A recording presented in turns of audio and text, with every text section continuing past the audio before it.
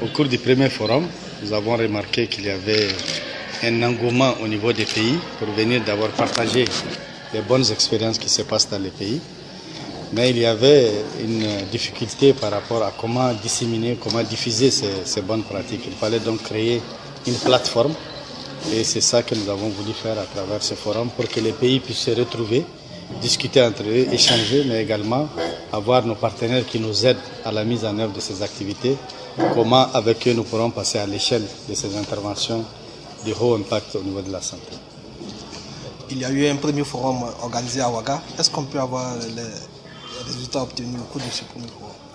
Bon, il y a eu beaucoup de bonnes pratiques qui ont été présentées, mais il fallait qu'au niveau de chaque pays, les pays choisissent 2, 3 bonnes pratiques qu'ils pouvaient passer du stade pilote à une mise à l'échelle au niveau d'une région ou carrément au niveau des États. Donc nous avons fait le tour de 15 pays et il se trouve que beaucoup d'interventions qui étaient à ce stade-là ont pu passer au niveau national.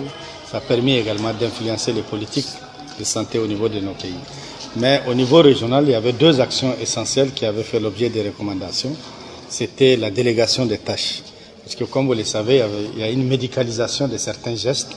Et vous avez écouté tout à l'heure la représentante de l'USAID qui avait parlé de ça. Donc on a voulu qu'il y ait une délégation de certaines tâches que jusqu'à là sont exercées par des médecins ou par des infirmiers, que ça puisse se faire par des agents de santé communautaire pour que nous puissions avoir une meilleure couverture des actions de santé. La deuxième chose, c'était une réforme institutionnelle que nous voudrions apporter au niveau de nos États pour le positionnement institutionnel des directions qui sont en charge de santé de la mère, de santé de la reproduction. Parce que là également, il n'y a pas une harmonisation au niveau de nos États. Dans certains pays, c'est au stade de division, d'autres au stade de bureau, d'autres au stade de direction. Nous voulons harmoniser de façon à ce que ça soit à un niveau assez élevé dans la hiérarchie du ministère, de façon à donner vraiment l'importance qu'il faut à la santé de la mère, de l'enfant et des adolescents. Vous savez que, par exemple, pour certains gestes chirurgicaux, jusqu'à maintenant, il faut être médecin chirurgien pour le faire. Or, il y a des actes que peut faire, par exemple, un médecin généraliste avec une bonne formation dans les milieux ruraux, il peut le faire. Donc ça, c'est une délégation de tâches. Il y a des tâches que jusqu'à là font les sages-femmes en matière de planification familiale. Nous pensons que ces genres de tâches peuvent être faites également par des agents de santé communautaire pour qu'on puisse avoir un impact. Donc voilà donc quelques exemples sur lesquels nous travaillons, mais il y en a plusieurs autres exemples au niveau de la santé. Tous nos pays avancent, tous nos pays font des progrès, mais malgré ces progrès, nous avons tous des insuffisances. Donc il y a lieu donc de renforcer ce qui s'est fait et renforcer par rapport à ce qui s'est fait de bien.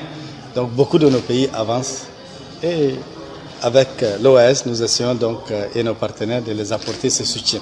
En gros, nous faisons la situation globale de nos pays et la situation, comme je vous l'ai dit, de façon générale, est pratiquement la même. Il y a certes des pays qui avancent un peu plus vite que d'autres, et ceci aussi bien dans les pays francophones que dans les pays anglophones, mais aussi lusophones.